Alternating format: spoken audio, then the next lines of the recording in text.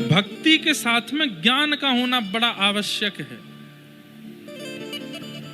ज्ञान का होना बड़ा आवश्यक है। हम भक्ति तो करते हैं पर ज्ञान नहीं हो। शंकर जी पर जल चढ़ाते हैं, शंकर जी पर दूध चढ़ाते हैं, शंकर जी पर घी चढ़ाते हैं, शंकर जी पर दही चढ़ाते हैं, पर इसके पीछे ज्ञान क्या है हम नहीं जानते। एक ऋषि थे, उन ऋषि ने ऐसी तपस्या की हिमालय पर बैठ करके कि इंद्र ने प्रकट होकर के कहा वरदान मांगो क्या चाहिए। ऋषि ने कहा कुछ नहीं चाहिए। फिर तपस्या की, इंद्र फिर प्रकट हो गए, बोले वरदान मांगो क्या चाहिए, नहीं चाहिए कुछ भी। फिर तपस्या की, ब्रह्मा जी गए, उन्होंने कहा वरदान मांगो, बोले नहीं चाहिए। तो देवताओं को थोड़ी घबराहट हुई, कहीं ऐसा तो नहीं हम बार बार वरदान देने के लिए जाते हैं ये मना कर देते हैं। ऐसी प्रवृत्ति कई बार राक्षसों की भी रहती है। हिरण्यकश्यप ने भी ऐसा ही किया था।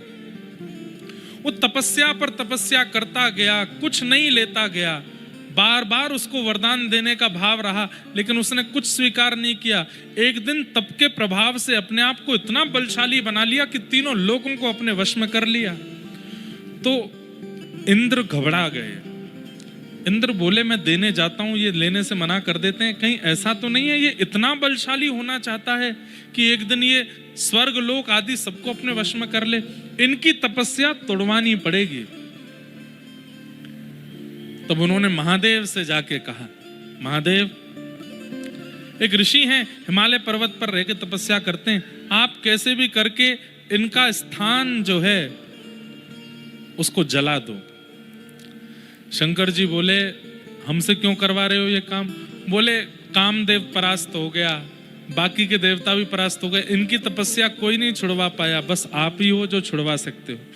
शंकर जी बोले तपस्या छुड़वानी क्यों है, करने दो। नहीं नहीं भगवान, ये इतना बलशाली हो जाएगा, एक दिन देवलोक को अपने वश में कर लेगा, हम सब इसके बल के सामने सूक्ष्म हो जाएंगे, इसकी तपस्या तोड़वानी है। तो देवताओं के बहुत आग्रह पर भोलेनाथ हैं गए, और वो ऋषि तो गए थे वन में, उनका जो आश्रम था शंकर जी ने उसको अंतर ध्यान कर दिया।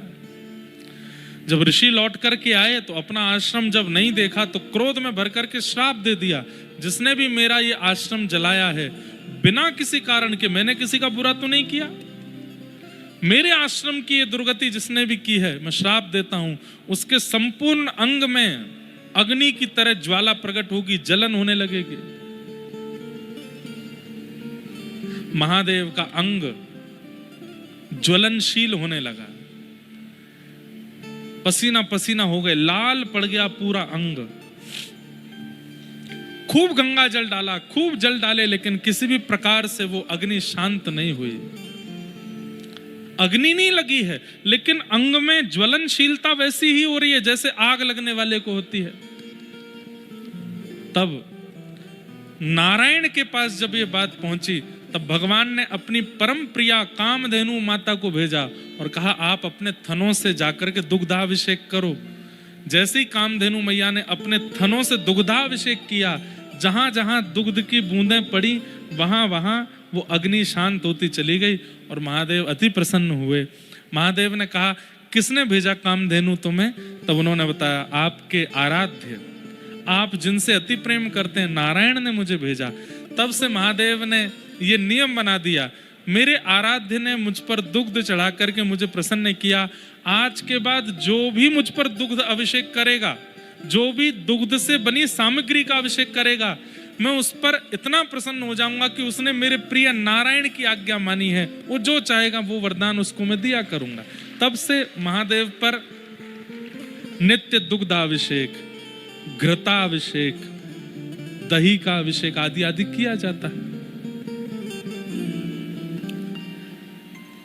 भक्ति के साथ ज्ञान नहीं होगा तो भक्ति प्रसन्न नहीं रहेगी, क्योंकि ज्ञान उनका बेटा है। इसलिए आप जो कुछ भी करते हैं, हनुमान चालीसा का पाठ करते हैं, पहले हनुमान चालीसा का ज्ञान ले लीजिए क्या है। आप विष्णु सहस्त्रनाम का पाठ करते हैं, पहले उसका ज्ञान ले लीजिए। आप दुर्गा सप्तशती का पाठ करते हैं, पहले उसका भावार्थ समझ लीजिए, तभी उसका पाठ करना सहायक होगा। लेकिन हम लोग बिना जाने, बिना ज्ञान के भक्ति करते हैं, इसलिए भक्ति प्रसन्न नहीं रहती। ज्ञान का होना जरूरी है। और भक्ति के दूसरे पुत्र का नाम है वैराग्य। वैराग्य का मतलब क्या है? वैराग्य का मतलब घर छोड़ना नहीं।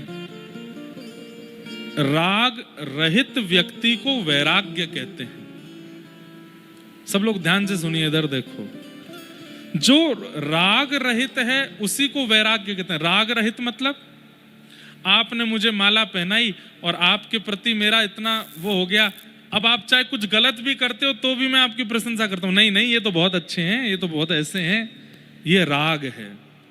वैराग्य का मतलब क्या है? तुम चाहे मुझे माला पहनाओ, तुम चाहे मुझे गाली दो, तुम्हारे प्रति मेरी कोई दुर्भावना नहीं और कोई सद्भावना नहीं, मैं एक रस हूं, ये वैराग्य है। हम कथा करते हैं, हमको हजारों लोग प्रेम देते हैं, लेकिन हजारों में से सैकड़ों लोग बुरा भला भी बोलते हैं, लेकिन दोनों के प्रति एक ही भावना रखना, यह वैराग्य है। एकनाथ जी की चर्चा हुई। श्री एकनाथ जी महाराज पर एक मुस्लिम व्यक्ति ने, सबने कथा सुनी है, 108 बार अपने मुख का झूठन थूका, लेकिन एकनाथ जी उसके प्रति सम ही रहे। जो प्रसन्नता माला पहनाने वाले के प्रति एकनाथ जी की रहती थी, वही प्रसन्नता से उसको भी देख रहे थे। इसको वैराग्य कहते हैं। हम लोग ऐसे नहीं हैं। कोई हमारे प्रति अनुकूल है तो हम अनुकूल व्यवहार करते हैं, और कोई हमारे प्रति प्रतिकूल है तो हम उसके प्रति प्रतिकूल ही रहते हैं। वैरागी व्यक्ति कैसा होता है? अनुकूल प्रतिकूल दोनों के प्रति सम रहे। श्री दत्तात्रेय भगवान के 24 गुरु हैं। श्री दत्त प्रभु ने वैराग्य भाव की स्थापना की, इसलिए उनको दिगंबर कहते। इसलिए आप कभी भी दत्त प्रभु के अनुयायियों से मिलोगे, जैसे हम जय श्री कृष्ण कहते हैं, जय सिया राम बोलते हैं, वो बोलते हैं दिगंबरा। दिगंबरा मतलब आकाश ही जिसके वस्त्र हैं वो दिगंबर। जो कुछ नहीं पहनता, आकाश को ही पहन करके रहे, वो दिगंबर है। आकाश को पहन के रहे, वस्त्र ना पहने, इसका मतलब क्या है? जो किसी के उढ़ावे में ढके ना, सदा मुक्त है, उसको दिगंबर कहते हैं। हम सब मुक्त नहीं, हम सब बंधन में हैं। किसी के ऊपर व्यसनों का बंधन है, कोई व्यसन के बंधन में बंधा हुआ है। किसी के ऊपर संबंधों का बंधन है, किसी के ऊपर धन का बंधन है, किसी के ऊपर यश कीर्ति मान प्रतिष्ठा का बंधन है। हम सब बंधनों में बंधे हैं, मुक्त नहीं है हम लोग। भक्ति क्या करती है? धीरे धीरे धीरे धीरे मुक्त कर देती है। धन नहीं है तो भी कोई दिक्कत नहीं, यश नहीं है तो भी कोई दिक्कत नहीं, अपमान है तो भी कोई दिक्कत नहीं, संबंधी है तो भी कोई दिक्कत नहीं, संबंधी छोड़ के चला गया तो भी कोई दिक्कत नहीं, सब में सम। इसी को वैराग्य कहते हैं। जो मुक्त है वही वैराग्य है। ये भक्ति के दूसरे पुत्र का नाम है। अब ये तो थोड़ा मैंने टिपिकल भाषा में समझा दिया, अब आसान भाषा में समझाऊं। वैराग्य किसको कहते हैं?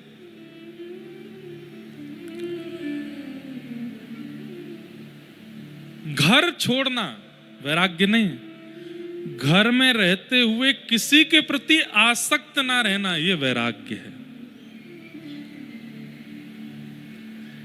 56 भोग सामने रखे हैं लेकिन उन पर मन का ना ललचाना, यह वैराग्य है।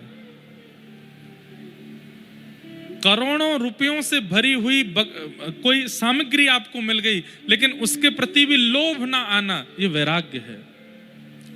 परम सुंदरी स्त्री या परम पुरुष का दिख जाना और उसका आपके प्रति अनुकूल व्यवहार होने पर भी उसके प्रति रति ना होना, यह वैराग्य है। यह वैराग्य है। वैराग्य का मतलब क्या है? वस्तु का त्याग नहीं, वस्तु के प्रति इच्छा का त्याग, उसको वैराग्य कहते हैं। हम हलवा नहीं खाते, खाने को मिलता ही नहीं है तुमको, इसलिए बोल रहे हो नहीं खाते।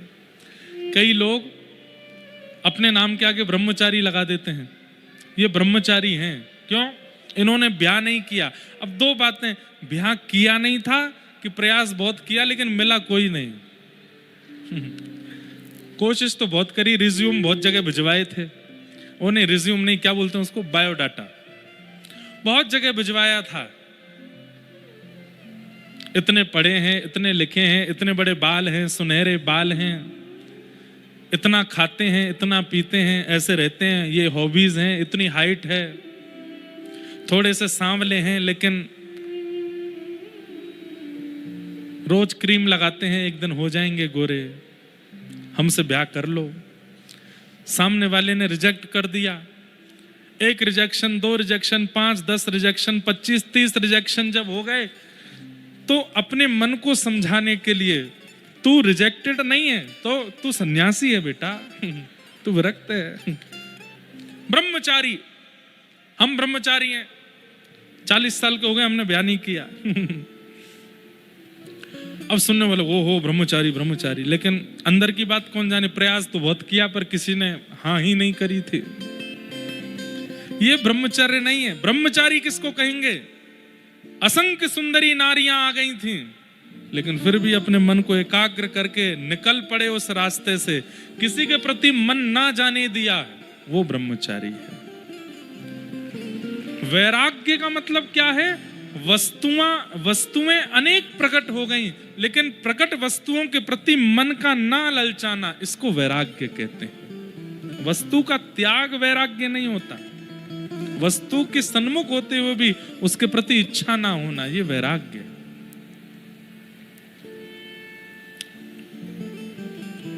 ये 2 पुत्र हैं भक्ति के, ज्ञान और वैराग्य। ये दोनों वृद्ध हो गए। क्यों? क्योंकि कलयुग के लोगों में भक्ति तो है पर ज्ञान और वैराग्य नहीं है। तब भक्ति महारानी ने नारद जी से कहा, मेरे पुत्रों को युवान बनाने का कोई कार्य बताइए। तब नारद जी महाराज भ्रमण करते करते बद्रीनाथ पहुंचे और वहां जाकर के सनक सनंदन सनातन सनत कुमारों से पूछा, ज्ञान और वैराग्य की वृद्धता दूर कैसे होगी? तब सनत कुमारों ने 5 प्रकार के यज्ञ बताए। उन यज्ञों में सबसे श्रेष्ठ यज्ञ भागवत की कथा बताई। सत्कर्म सूचको नूनम ज्ञान यज्ञ स्मृतो बुधई श्रीमद्भागवतालाप सतु गीत सुखादिभिः। भागवत की कथा में यह सामर्थ्य है कि व्यक्ति के अंदर भक्ति, ज्ञान और वैराग्य तीनों को युवा बना सकती है। इसलिए भागवत की कथा करो। बिना भागवत सुने भी लोगों में भक्ति आ जाती है, लेकिन ज्ञान और वैराग्य भक्ति सहित हृदय में उदित तभी होंगे जब वो भागवत को श्रवण करेगा। इसलिए हे नारद जी, आप ज्ञान वैराग्य की युवा स्थिति के लिए भागवत की कथा करो।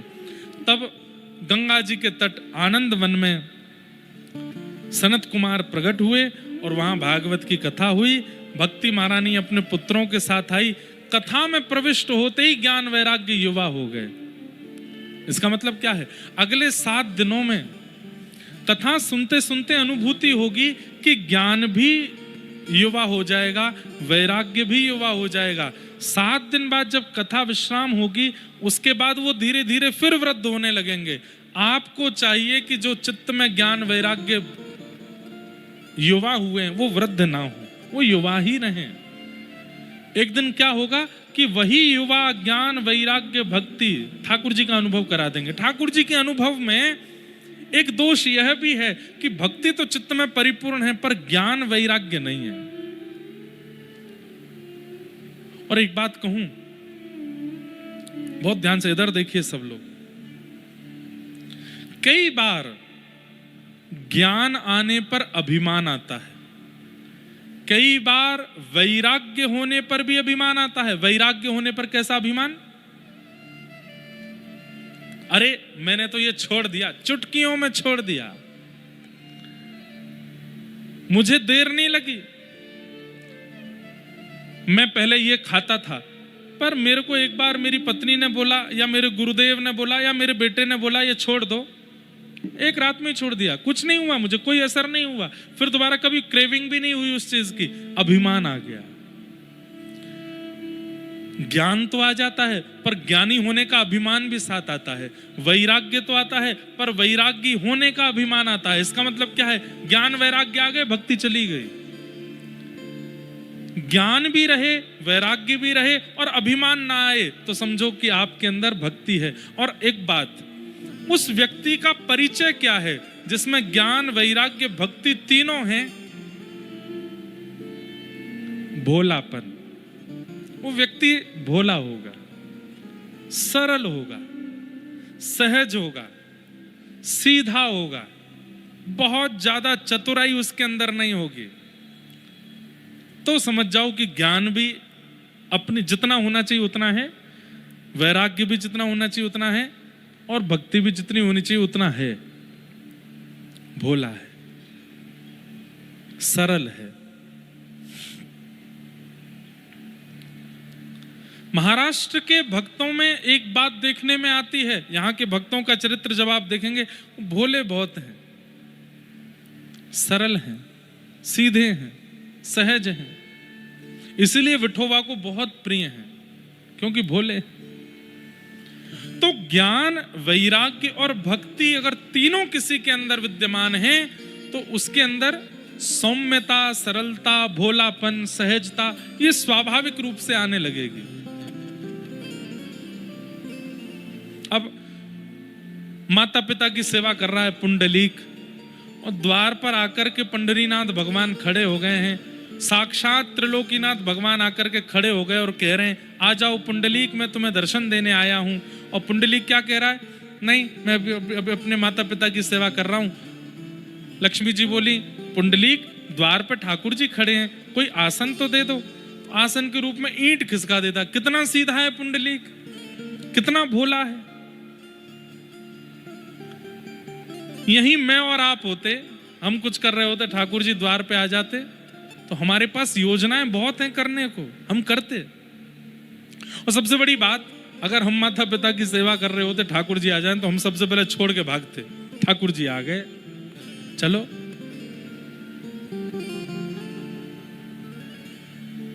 पर पुंडलीक नहीं गया, क्यों? भोला है, सीधा है। तो इसलिए इन 7 दिनों में ज्ञान, वैराग्य और भक्ति तीनों को चित्त में स्थापित कीजिएगा, और ये देखते रहिएगा कि आप यदि सरल हो, आप यदि सहज हो, आप यदि भोले हो, आपके अंदर चतुराई ज्यादा नहीं है, इसका मतलब जितना ज्ञान होना चाहिए उतना है, जितना वैराग्य होना चाहिए उतना है, जितना भक्ति होनी चाहिए उतनी चित्त में है, तभी आप इतने सरल, सहज और भोले हो। कथा सुनते ही तीनों युवा हो गए। भक्ति सुतौ तौ तरणौ गृहीत्वा प्रेमैक रूपा सहसा विरासीत्। श्री कृष्ण गोविंद हरे मुरारे नाथेति नामानि मुह वदन्ति। भक्ति महारानी ज्ञान वैराग्य के साथ युवा हो गए, और भागवत की कृपा से ज्ञान, वैराग्य, भक्ति सबके चित्त में स्थापित हुई। तो भागवत जी का पहला महात्म क्या है कि भक्ति, ज्ञान, वैराग्य तीनों युवा होते हैं कथा सुनने से। अब भागवत जी के दूसरे महात्म में चलते हैं। बस हम 10-15 मिनट में और कथा कहेंगे। कल से तो कथा का समय नियमित रहेगा, 4, 4:15 से 7। आप सब लोग 3 बजे ही आ जाना। हाँ, गर्मी तो बहुत है बाहर, गर्म, हमारे यहाँ से ज्यादा गर्म है यहाँ पर, लेकिन आप गर्मी सह के आ जाना, ठंडक हम दे देंगे, शीतलता हम दे देंगे खूब। ये हमारा काम है, कथा सुना करके, प्रेम भक्ति सुना करके। अभी तो पहला दिन है, अभी तो धीरे धीरे खूब रस बढ़ेगा। पहले दिन तो पहचान ही होती है, आप मुझे पहचानो, मैं आपको पहचानूं। धीरे धीरे पहचान बढ़ेगी और प्रेम रस प्रकट होगा चित्त से। दूसरी बात, बहुत ध्यान से सुनिएगा। नारद जी महाराज ने प्रश्न किया, के विशुद्ध्यन्ति वदन्तु मह्यम सप्ताह यज्ञेन कथामयेन। कथा सुनने से कौन कौन से पाप दूर होते हैं, कृपा करके हमें बताओ। मतलब कौन कौन से पाप करने वाले लोग अगर कथा सुनने आ जाएं तो वो पाप मुक्त हो जाते हैं। तब यहां पर बता रहे हैं, अगर आपसे भी कोई हो गया हो तो समझ लीजिएगा। हाँ, ये मानवा पाप कृतस्तु सर्वदा सदा दुराचार रता विमार्गगा क्रोधाग्निदग्धा कुटिलश्च कामिनः सप्ताह यज्ञेन कलौ पुनन्ति ते। सबसे पहली बात, जिसने अपने जीवन में सारे पाप किए हैं, ये मानवा पाप कृतस्तु सर्वदा, कोई पाप ना छोड़ा हो, अगर वो भी कथा में आकर के बैठ जाए और पहले दिन ही संकल्प ले ले कि हे भागवत जी, मैंने बहुत पाप किए हैं लेकिन मैं अब पवित्र होना चाहता हूं, मैं संकल्प लेता हूं जीवन में दोबारा कभी पाप नहीं करूंगा, बस आप मुझे पवित्र कर दीजिए। आप ये संकल्प ले लीजिए कि मैं दोबारा पाप नहीं करूंगा, और ऐसा संकल्प लेके 7 दिन की कथा सुनो, आज तक जितने पाप बने सब नष्ट हो जाएंगे। एक कथा सुनाऊं। एक ब्राह्मण थे, उनके यहां एक सेवक काम करता था। सब लोग इधर देखो। उस सेवक की मृत्यु हो गई। मृत्यु होने के बाद वो सेवक यमलोक गया, यमदूत बन गया। एक बार वो ब्राह्मण बैठे थे तो 2-4 महीने बाद वो सेवक दिखाई दिया तो ब्राह्मण घबरा गए। उससे बोले, ए तुम तो मेरे यहाँ काम करते थे, वही लड़के हो? बोले हाँ। तुम्हारी तो 4 महीने पहले मृत्यु हो गई, तुम अभी कैसे आ गए? बोले मैं जीवित नहीं हूं, मैं मरने के बाद यमराज जी के लोक में गया और यमराज जी ने मुझको अपना दूत बना लिया है, अब मैं यमदूत बन गया हूं। तो पंडित जी बोले, तुम यमदूत बन गए हो? बोले हाँ। बोले यमदूत कैसे बनते हैं? बोले जब व्यक्ति एक बार पाप करने के बाद मृत्यु के बाद नरक जाता है, फिर पुनर्जन्म लेता है, फिर पाप करके फिर नरक जाता है, फिर जन्म लेता है, फिर पाप करके फिर नरक जाता है, ऐसे 100 बार जो नरक जाता है उसको यमराज जी फिर अवार्ड रूप में अपना दूत बना लेते हैं। बोले तू भाई बार बार आता है, हर जन्म के बाद तेरा यहां आना होता है। अच्छा एक बात सुनिएगा, नरक जाने वाले स्वर्ग जाने वालों का पुनर्जन्म होता है। नरक और स्वर्ग क्यों जाते हैं ये तो सबको पता होगा। मैंने जितने पाप किए उन पापों का दंड भोगने में नरक जाऊंगा, मैंने जितने पुण्य किए उन पुण्यों को भोगने के लिए मैं स्वर्ग जाऊंगा। एक बार मुंबई में कथा चल रही थी तो वहां एक बालक ने मुझसे प्रश्न किया, महाराज जी भगवान गीता में कहते हैं नैनम नैनम छिन्दन्ति शस्त्राणि नैनम दहति पावक, आत्मा को कोई काट नहीं सकता, मार नहीं सकता, जला नहीं सकता, भिगो नहीं सकता, ये सब क्रिया शरीर के साथ होती है। शरीर तो जल करके यहीं भस्म हो जाता है, तो फिर नरक में वेदना कौन सहता है? आत्मा को तो वेदना होती नहीं। कितना अच्छा शब्द प्रश्न पूछा ना। तब उसका उत्तर क्या मिला कि व्यक्ति को मृत्यु के बाद में भोग शरीर मिलता है, एक दूसरा शरीर मिलता है जिसका नाम ही है भोग शरीर। उस भोग शरीर को कितना भी मारो पीड़ा होती है लेकिन मरता नहीं है।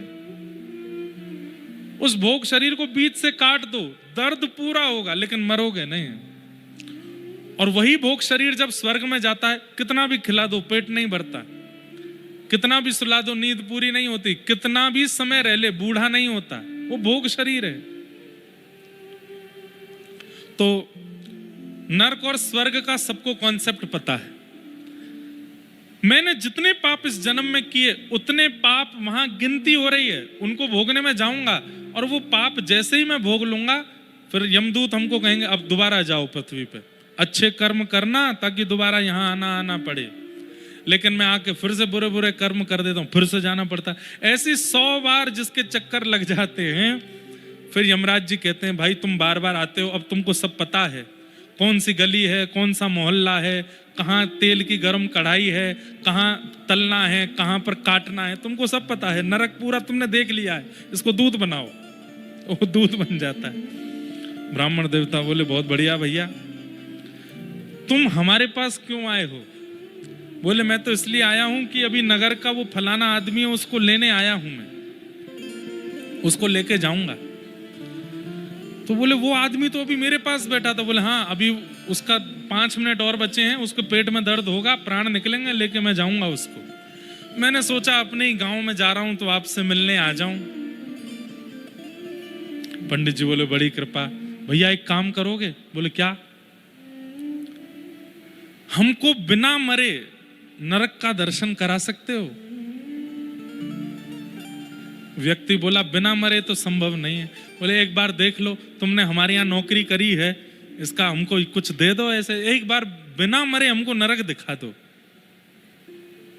बोले मैं यमराज जी से पूछूंगा, वैसे तो संभव नहीं है, लेकिन वो आज्ञा करेंगे तो हो सकता है। तो कुछ समय बाद यमराज जी उस दूत से बड़े प्रसन्न हो गए।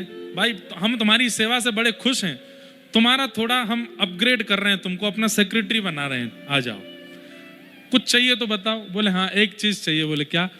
मैं जब पिछले जन्म में जिन सेठ जी के यहाँ काम करता था, उनसे मेरा बड़ा प्रेम है, मैं कभी कभी मिलने जाता हूँ उनसे, जब पृथ्वी पर जाता हूँ।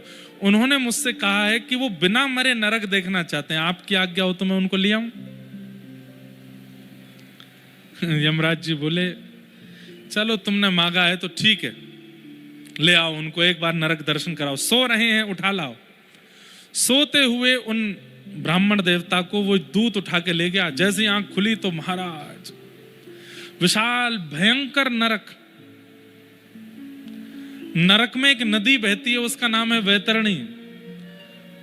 शास्त्रों में वर्णन है कि उस वैतरणी नदी से इतनी बड़ी दुर्गंध आती है कि कोई व्यक्ति अगर उस दुर्गंध को एक बार सूंघ ले तो उसके प्राण वहीं निकल जाएंगे, लेकिन वहां प्राण नहीं निकलते, सूंघते ही रहना पड़ता है। उस वैतरणी नदी में जल नहीं है तो शरीर से निकलने वाला रक्त, शरीर से निकलने वाला मांस, शरीर से निकलने वाला सफेद मवाद, उसकी नदी है वो। वमन होने लगे, ऐसी स्थिति है नरक की। पंडित जी महाराज जैसी नरक पहुंचे, देखते ही उन्होंने दूध किया। बोले मुझे नहीं देखना, मैं बस प्रथम दर्शन में ही बस हो गया मेरा काम, मुझे ले चलो यहां से। बोले नहीं नहीं अब तो दिखाएंगे, चलो। बोले ये क्या है? तो सारे नरक का वर्णन किया। जब व्यक्ति किसी के साथ छल करता है तो उसके साथ ऐसा होता है, व्यक्ति किसी को धोखा देता है तो उसको ये पीड़ा मिलती है, व्यक्ति जब निर्दोष जानवरों को मार के खा जाता है तो उसके साथ ऐसा होता है, ऐसा सब दिखाया। पंडित जी महाराज नाक पे हाथ धरे पूरे नरक में घूमे। अंत में यमराज जी के पास गए। यमराज जी से जाकर के कहा हमने देख लिया, अब हम कभी नरक नहीं आना चाहते। बोले नरक तो आप आओगे, मृत्यु के बाद आपको 2 मिनट के लिए नरक आना पड़ेगा। बोले मैंने तो कोई पाप किया ही नहीं। बोले एक पाप किया है आपने। बोले क्या पाप किया?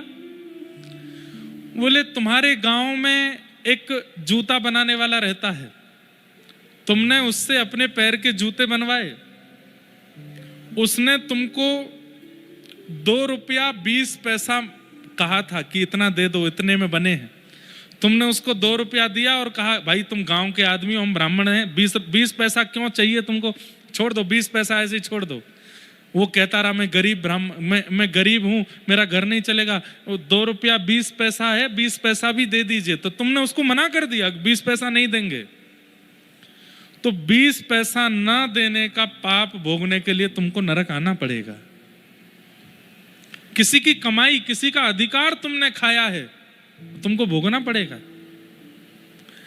तो बोले मैं एक बार आ गया हूं, आप अभी मुझको दंड दे दीजिए, उसका जो भी दंड होता हो। तो बोले किसी के अधिकार का पैसा खाने से दंड मिलता है 1 बिलांद, इतना होता है 1 बिलांद, 1 बिलांद चमड़ी उछाली जाएगी।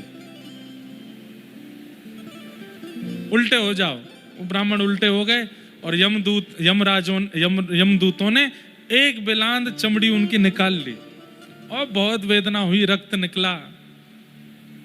बोले बस अब तुमको नरक नहीं आना पड़ेगा, अब ध्यान रखना लौट के जा रहे हो, अब कोई पाप मत करना, नहीं तो आना पड़ेगा।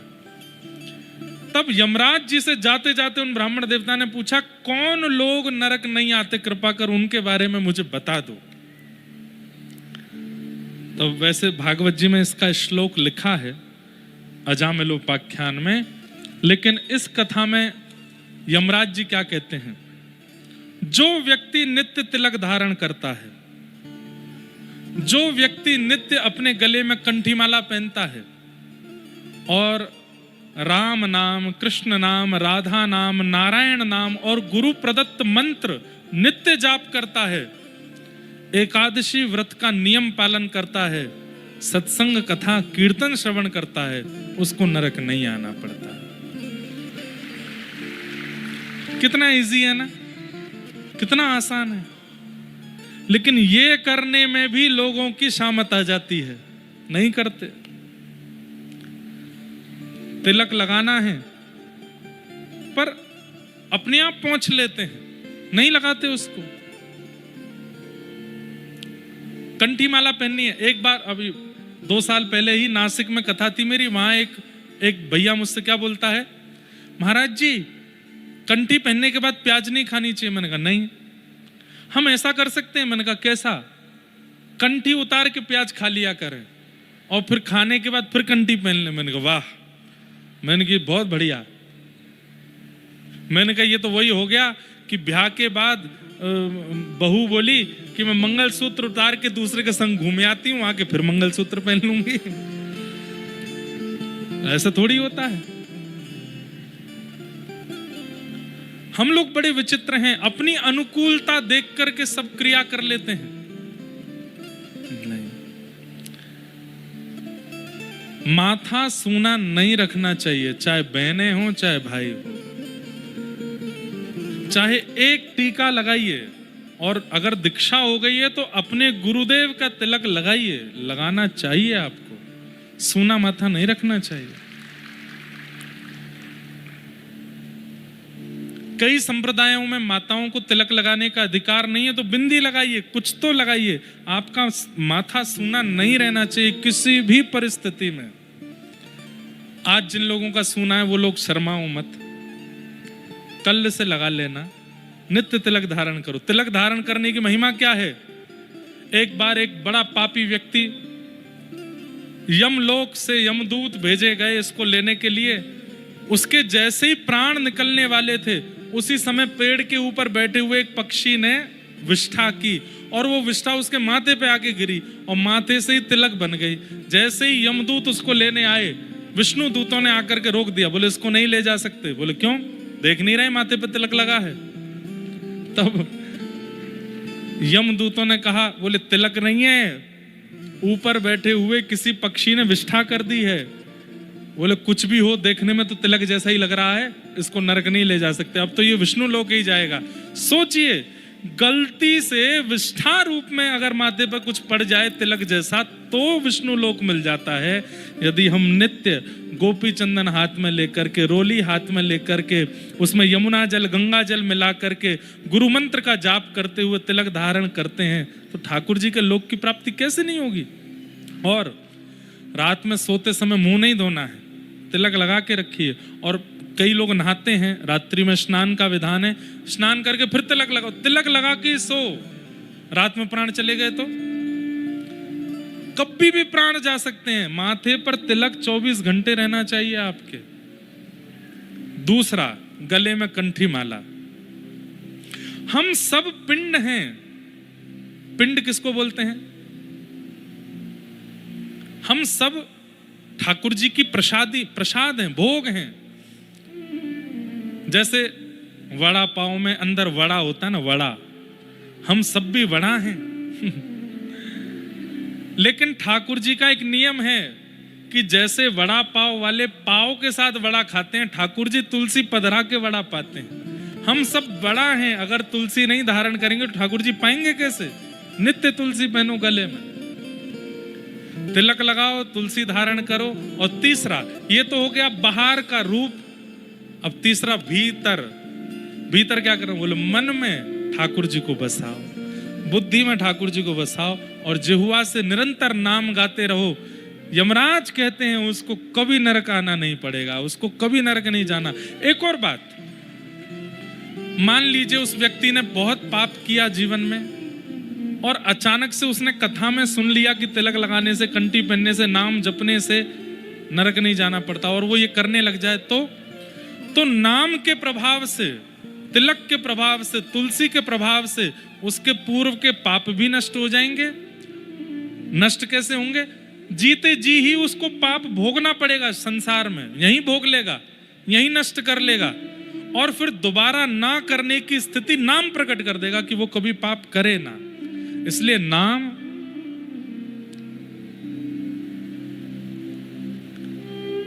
मुख पे हो राम नाम, साधु सेवा हाथ में, तू अकेला नहीं प्यारे, राम तेरे साथ में। मुख में राम नाम, राधा नाम, कृष्ण नाम, विठल नाम, राम कृष्ण हरि नाम, नारायण नाम होना चाहिए। ये जीव क्वारी ना रहे, इस जीव का ब्याह कराओ नाम के साथ। ये लूली बाई है। कौन है? कौन है? लूली बाई। लूला समझते हैं किसको कहते हैं? जहां हड्डी नहीं होती उसको लूला कहते हैं। ये लूली बाई है। लेकिन आपके शरीर की एक एक हड्डी तोड़वाने की सामर्थ्य इस लूली बाई में है। एक शब्द ऐसा बोल देगी, 32 दांत रोते हैं, घबराते हैं इस लूली बाई के मारे। क्यों? ये जब बोलती है तो दांत कहते हैं हम तुझे चबा देंगे, हम तुझे काट खाएंगे। बोले चबा के तो दिखाओ। मैं ऐसा शब्द बोलूंगी, सामने वाला एक मुष्टिक प्रहार करेगा, टूट जाओगे तुम। लूली बाई। ये लूली बाई तब तक हमारा अनहित करती है जब तक कुंवारी रहती है। नाम भगवान के साथ इसका ब्याह कर दो, ये लूली बाई फिर आपका कल्याण कर देती है, आपको ठाकुर जी की प्राप्ति करा देती है। तो पाप, ये मानवा पाप कृतस्तु, कितने भी प्रकार के पाप आपने किए हों, कथा में बैठ करके संकल्पित हो जाओ कि मैं दोबारा नहीं करूंगा जीवन में, बस मुझे पवित्र करो। दोबारा करना मत, बस पवित्र आपको कथा कर देगी। अगर दोबारा किया, कथा 7 दिन के बाद आपने फिर वही गलती या फिर वही पाप किया, तो पुराना मल्टीप्लाई इनटू 1 करोड़ होकर के मिलेगा फिर। इसलिए दोबारा पाप करना नहीं। यहां बैठ के अगर कथा सुन ली है तो। आत्मदेव नाम के ब्राह्मण थे, उनके कोई संतान नहीं थी। संत कृपा से एक प्रसाद मिला, अपनी पत्नी को दिया, पत्नी ने नहीं खाया, गैया को खिला दिया। गैया के गर्भ से एक बालक ने जन्म लिया जिनका नाम गोकर्ण हुआ, और पत्नी अपनी सहेली के बालक को ले आई, उसका नाम धुंधुकारी रखा। दोनों बालक बड़े हुए, गोकर्ण पंडित ज्ञानी बने, धुंधुकारी महान दुष्ट हुआ। बालक की दुष्टता से माता पिता ने घर त्याग दिया, मां ने प्राण त्याग दिए। पिताजी को वन में गोकर्ण जी ने ज्ञान उपदेश दिया। तत्पश्चात वो धुंधुकारी की मृत्यु हुई और वो प्रेत बन गया।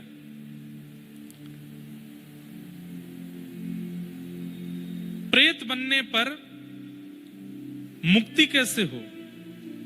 कहते हैं जिसको नरक में भी स्थान नहीं मिलता वो प्रेत बन जाता है। और प्रेत योनि नरक योनि से भी ज्यादा खराब है। प्रेत योनि के लिए गोकर्ण जी महाराज ने गया में जाके श्राद्ध किया, लेकिन गया श्राद्ध से भी उसके पाप इतने थे कि वो पवित्र नहीं हुआ। तब सूर्य नारायण भगवान से पूछा कि महाराज इसकी मुक्ति कैसे होगी? तब सूर्य नारायण भगवान ने आज्ञा करके बताया, श्रीमद् भागवत की कथा कराओ। श्रीमद् भागवत की कथा में यह सामर्थ्य है कि अत्यंत घोर प्रेत योनि में पड़ा हुआ व्यक्ति भी मुक्त हो जाएगा। तब भागवत की कथा हुई और श्रीमद् भागवत की कथा से, गोकर्ण जी महाराज के कथन से धुंधुकारी प्रेत योनि से मुक्त हुआ, 7 दिन में मुक्त होकर के भगवत धाम को प्रस्थान कर गया। बोलो भागवत महापुराण की। हमें नहीं पता, पर यहाँ अनेक ऐसे जीवात्मा प्रेतात्मा होंगे जो अपनी मुक्ति की याचना कर रहे हैं, और इस कथा से वो सब मुक्त हो रहे होंगे। ऐसे भागवत जी के महात्मा को सुनाया गया। उस महात्मा को हम बारंबार प्रणाम करते हैं, बारंबार वंदन करते हैं। बंधुओं, मरे हुओं को मुक्त कर सकती हैं भागवत जी, हम तो जीवित हैं। जीवितों की मुक्ति कैसे नहीं होगी? निश्चित होगी। 7 दिन की ये कथा है। आज प्रथम दिन महात्मा को हम विराम देते हैं और कल से प्रथम स्कंद से चर्चा शुरू करेंगे। आप में से किन्हीं के भी अगर प्रश्न जिज्ञासा होती है, लिख करके हमें मंच पर दिया कीजिए, हम सबको उत्तर देंगे। प्रेम और भाव से प्रथम दिन की कथा को विश्राम देते हैं। 2 मिनट हरि नाम संकीर्तन करें, उसके बाद आरती करते हुए कथा को विश्राम देंगे। मन चल वृंदावन धाम, रटेंगे राधे राधे नाम, मिलेंगे कुंज बिहारी, ओढ़ के कामर कारी, मिलेंगे कुंज बिहारी, ओढ़ के कामर कारी, ओ मिलेंगे कुंज बिहारी, ओढ़ के कामर कारी, मिलेंगे कुंज बिहारी, ओढ़ के ओ मन चल वृंदावन धाम, रटेंगे राधे राधे नाम, मिलेंगे कुंज बिहारी, ओढ़ के कामर कारी, मिलेंगे कुंज बिहारी, ओढ़ के कामर कारी। प्रातः होते हम श्री यमुना जी जाएंगे, हम श्री यमुना जी जाएंगे। प्रातः होते हम श्री यमुना जी जाएंगे, हम श्री यमुना जी जाएंगे। कर स्नान हम जीवन सफल बनाएंगे,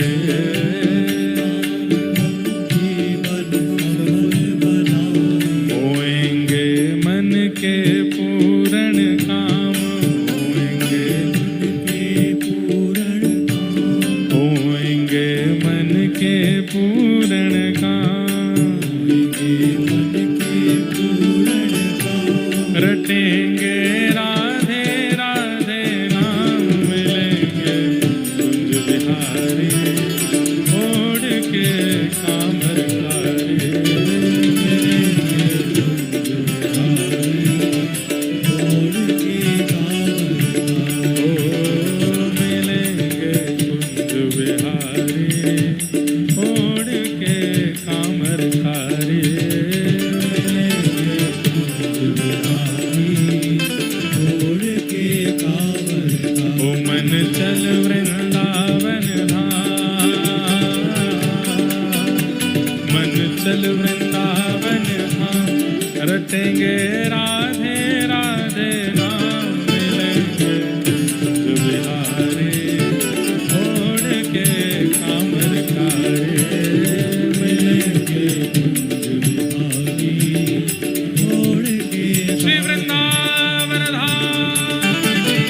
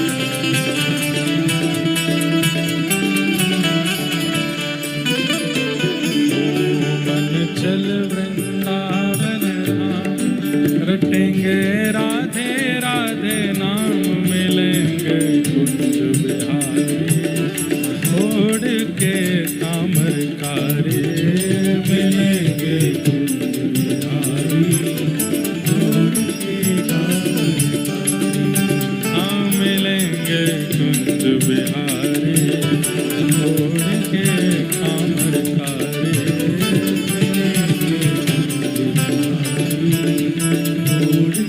जय जय श्याम जय जय श्याम जय जय श्री वृंदावन धाम